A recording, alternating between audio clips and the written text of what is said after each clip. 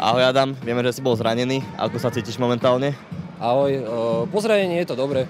Mal som nejaký kondičný plán a potom som sa vlastne vrátil po nejaké rehabilitácii už vlastne do tréningového procesa a som sa zapájal a už dobre.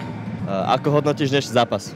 Dnešný zápas s Lovcom, tieto zápasy s Lovcom sú vždy také vyhrotené, lebo je to derby, vlastne už dlhé roky sa to tak nesie a vždy to má také väčšie grády a myslím si, že sme hrali perfektne tento zápas. Po dlhej dobe sme odohrali veľmi dobrý zápas, či v obrane, v útoku a nám to vychádzalo, čiže výsledok, ani neviem, či sme opäť o 6 gólov, ale hovorí za všetko. OK. A ako hodnotíš výkon celého týmu?